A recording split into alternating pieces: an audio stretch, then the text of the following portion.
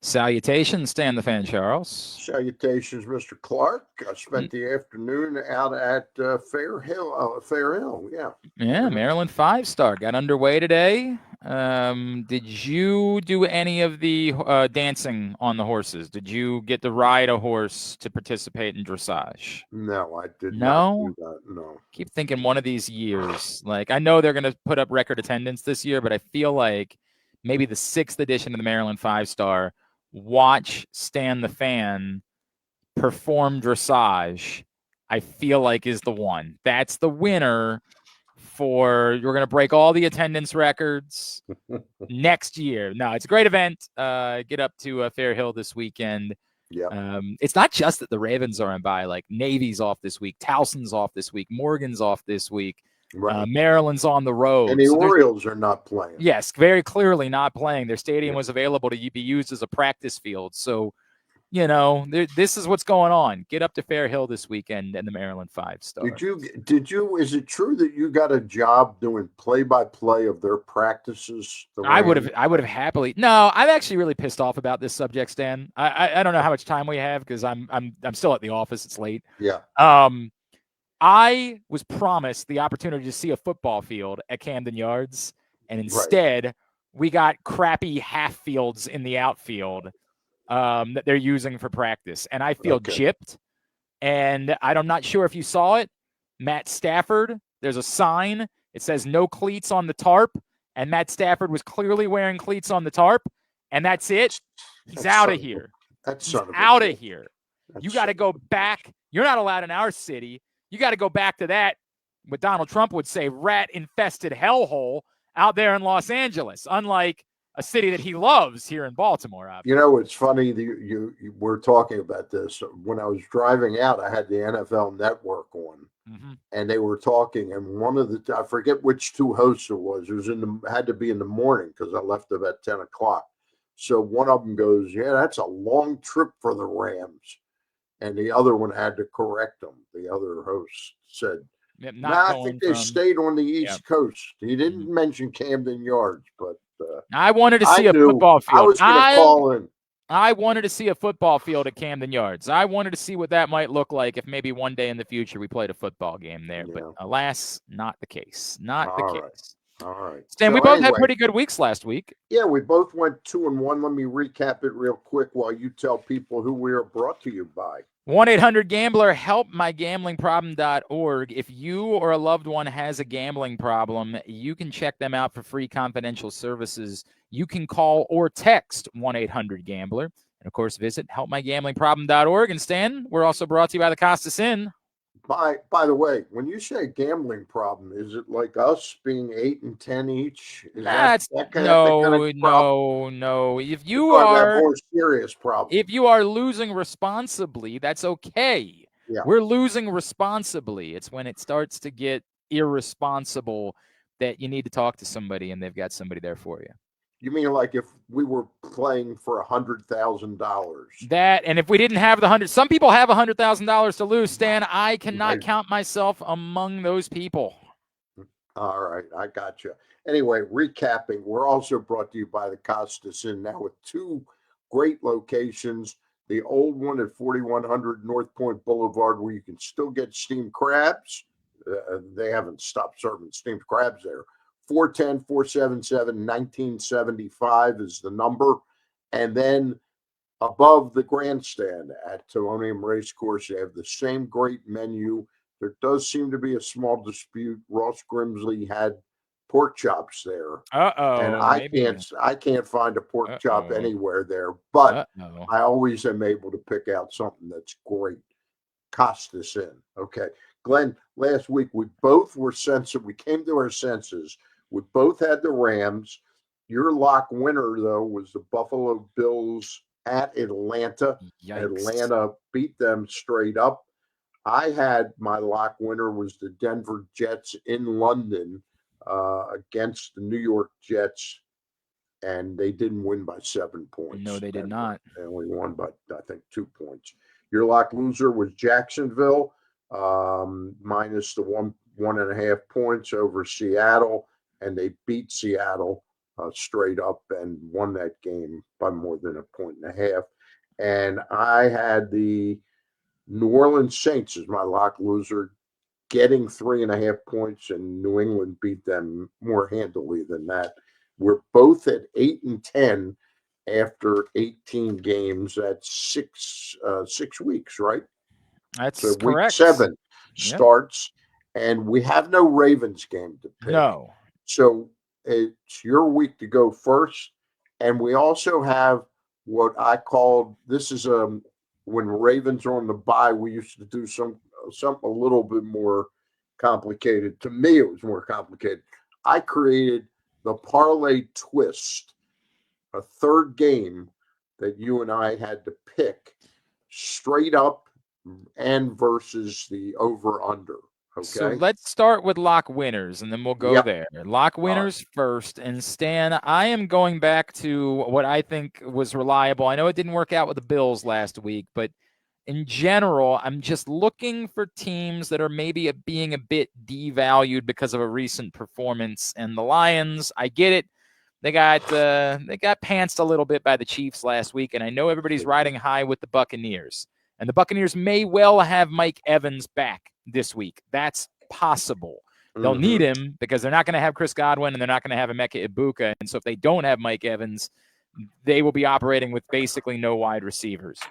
I like the number better at 4.5. Not good, is it? When you have no, not good. The Ravens did that a few times in their history. I like the number better at 4.5, but I'm sticking with it at 5.5. The Lions are the better team here, and the Lions are the notably better of these two teams to me. I know Baker Mayfield has moxie, but the Lions at home, prime time, rabid crowd, and a chance to get right after a tough loss. I love the Lions in this spot. So the Lions are my lock winners. 5.5 point favorites over what some people might think right now is the best team in football.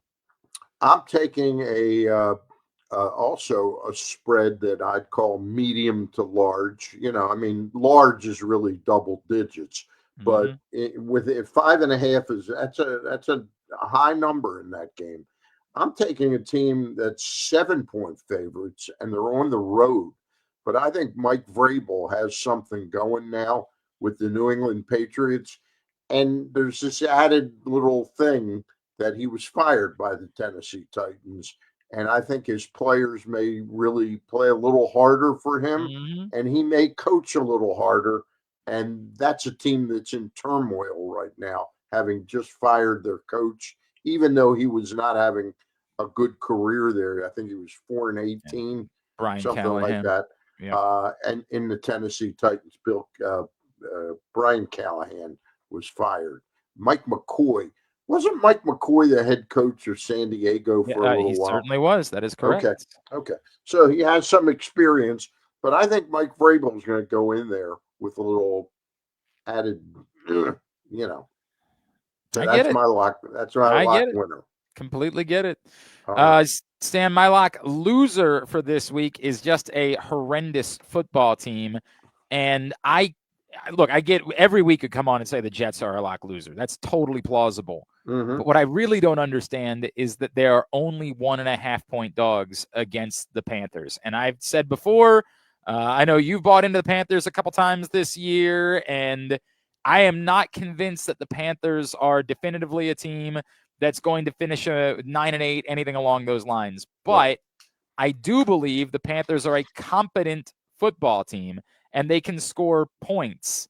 And while I understand that the Jets defense held the Broncos last week to 13 points, that was in London, that was goofy. There is no reason for me to think. You're essentially suggesting that the Jets are going to win the game when you're only playing with 1.5 points. And there is nothing to like about the idea of the Jets winning a football game at the moment. They had -10 passing yards last week. Give me the Jets as my lock loser against the Carolina Panthers. My lock loser is a much tougher game, but I don't think it really is. I think the Chargers are going to be, they're going to be a 9 or 10 win team, I think, the Chargers. And they have the advantage of having a 3-0 record within their division, so far, the Chargers.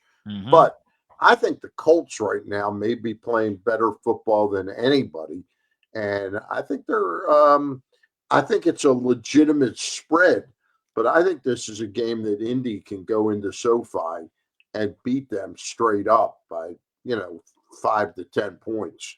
I love the way Daniel Jones is playing right now, and I just like the way Shane Streichen's coaching the Indianapolis Colts. So I'm going to make the Chargers my lock loser, even though they're favored by I one get and it. a half points. I get it. There is some danger. It looks like they're getting a little healthier. Joe Alt, their tackle, might be back this week, and Khalil Mack is saying that maybe he could be on the field this week, which would make them a lot better. But I certainly understand at the moment why you're riding with the Colts. All right, Stan. All right. So explain this. The parlay twist is we pick one game and we pick a straight up winner. Has nothing to do with the point spread, but then we also have to parlay that into picking correctly about that game, the over under. And Glenn, it's your week to go first. So give me your parlay twist. My parlay twist, the Philadelphia Eagles to beat the Minnesota Vikings. Now, this is a little bit cheap because it's only a 2.5-point spread, so I think they're actually going to cover that as well. I don't know who's going to play quarterback for the Vikings this week. It might be the return of J.J. McCarthy. I'm also going to take the over in this game. Here's what I know. And what Eagles, is that number? The number is 43.5. Okay. What I know, and it does matter to me, if J.J. McCarthy comes back, I do like the chances of the Vikings scoring some more points in this game. They have not just been able to throw the ball at will to Justin Jefferson the way that they should be. I think a lot of that changes. They get J.J. McCarthy back. But in the end, this is an Eagles team that people are starting to write off. This is an Eagles team that everybody's saying, what's going on with the Eagles after they got pantsed as well on the road at the Giants last Thursday. This is an Eagles team that's much better than that. And I think this is an Eagles team that's going to remind everybody that this week. I think this is a huge get-right spot for the Philadelphia Eagles. I love them. I think they're going to score 30 points perhaps on their own. I could see this being a game in the neighborhood of 30-20. I know the Vikings have a good defense, but this isn't a pissed-off Eagles team with something to prove. I love the Eagles here. So give me that. The Eagles outright and the over against the Vikings. Okay. I'm taking, and by the way, the one twist here is that in order to get any points, Glenn has to be correct about the Eagles winning the game straight up and also correct, or else he gets 0 for that.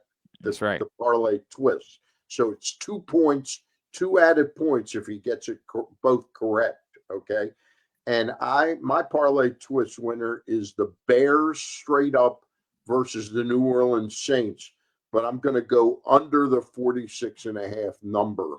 I think the Bears are feeling their oats a little bit, but I think that, I'm really tempted to take the under or the over on that game.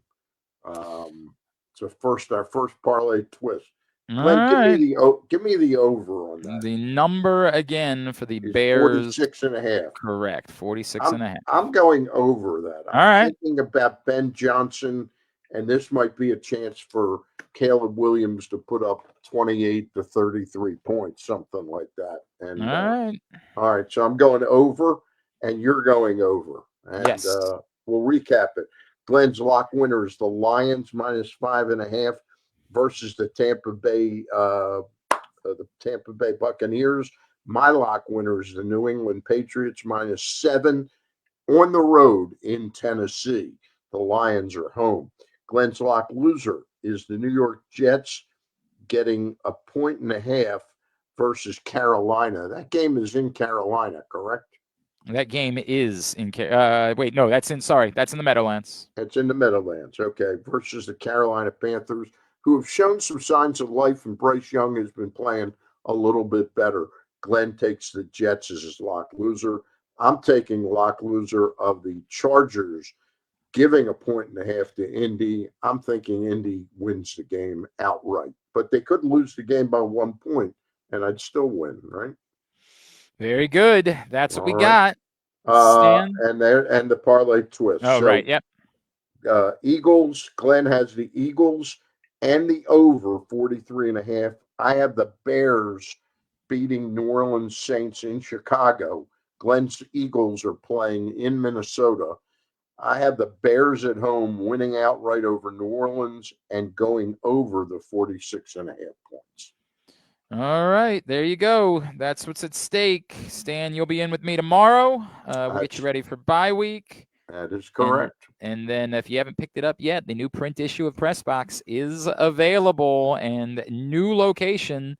You can find it at the Baltimore area High's Dairy stores starting this month. You see that cover story from Don Marcus about new Maryland Athletic Director Jim Smith, his path to the job, and the situation he finds himself, what's next for Maryland.